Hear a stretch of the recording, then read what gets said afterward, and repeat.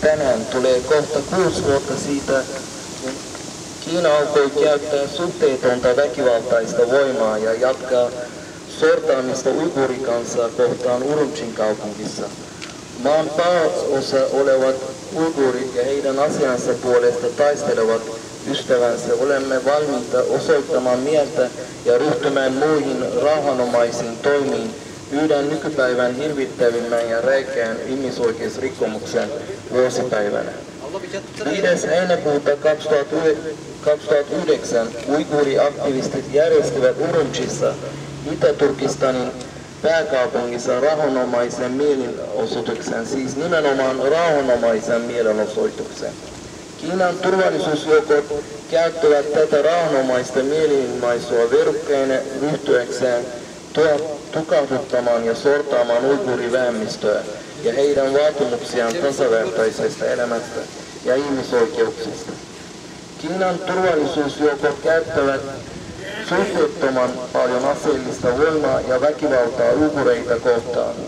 Useat silminnäkijälausunnot, ihmisoikeusjärjestöt ja tiedotusvälineet ilmoittavat, että Kiinan turvallisuusjoukot ampuivat mielenosoittajia. Kiinalaisten lietsoman levottomuuksien ja Kiinan turvallisuusjoukkojen kiinalaisten kanssa yhdessä toteuttamaan väkivallan seurauksena uiguureita kohtaan käytettiin erittäin raakaa väkivaltaa ja suhteettoman paljon voimaa. Viranomaiset ovat pidättäneet ja vankinneet tuhansia uiguureita heinäkuun 2009 tapahtuman aikana ja sen jälkeen edelleen. Alueelle on suoritettu massapidätyksiä. Kiinalaisten viranomaisten ja turvallisuusjoukkojen tähtäimessä on ollut erityisesti nuoret uiguurimiehet. He ovat siepaneet lukemattomia nuoria uiguurimiehiä, joiden kohtalosta ei ole tietoa. Kiinalaiset viranomaiset ovat varmistaneet sen, että uiguurimielenosoittajat ja heidän lähiomaisensa eivät saa nostaa syytteitä viranomaisia ja turvallisuusjoukkoja vastaan heinäkuun 2009 tapahtumista eikä sen jälkeen olevista. Lisäksi viranomaiset estävät syytettyjä käyttämästä itse valitsemia avustajia ja asianajia, vaikka heillä pitäisi olla siihen oikeus. Syyttäjille ja tuomareille annettiin erityisohjeet heinäkuun 2009 tapahtumien ja muiden tapahtumien käsittelyyn. Syyttäjät ja tuomarit valittiin poliittisin ja etnisin perustein ja ihmisoikeusjuristien osallistumista ja oikeudenkäyntöjen estettiin. Tuomioistuimet ovat tuominneet mielivaltaisesti ainakin 10 uiguuria kuolemaan ja valitettavasti näistä vähintään 8 on jo teloitettu kuukauden kuluessa tuomion julistamisesta. Viranomaiset ovat käyttäneet provokaattoreita lietsoakseen mellakointia ja siten on jatkanut uiguurien rauhanomaisen sananvapauden harjoittamisen kriminalisointia.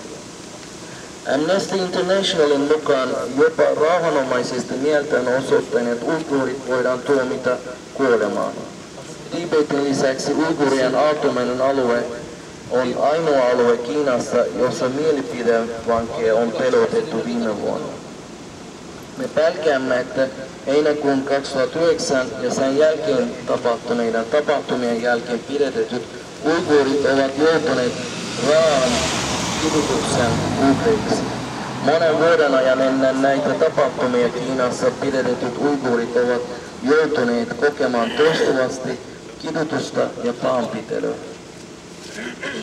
Heinäkuun 2009 ja sen jälkeen tapahtumien jälkeen usean kuukauden ajan uiguurien autonomian alueen viranomaiset toteuttavat alueelle sähkökatkoksia estääkseen alueen asukkaiden pääsyä internettiin, soittamiseen ulkomaille ja sähköposti- ja tekstiviestien lähettämistä. Tietoinfrastruktuurin palauttaminen on ollut hidasta ja viranomaiset kontrolloivat nykyään entistä tarkemmin internetin käyttöä, sähköposti- tai tekstiviestien lähettämistä. Lisäksi viranomaiset ovat pidättäneet lukuisia internet-taittajia, bloggareita, toimittajia ja lehtimiehiä tämän verilöiden jälkeen. Me UETP Finland, Suomen uiguurilaiset ja maailman uiguurikongressi on vaatimassa YK:lta, EU:lta, muilta maailman sivistysvaltioilta pikaisia toimia Itä-Turkestanin uiguurien puolesta. Me vetoamme YK:hon, EU:hun ja kaikki sivistysvaltioihin, että he lähtevät alueelle riippumattomia tarkkailijoita ja pyrkivät vaikuttamaan Kiinan viranomaisiin käynnistämään riippumattoman tutkimuksen heinäkuun 2009 ja sen jälkeisistä tapahtumista ja tämän Ramadanin aikana tapahtumista.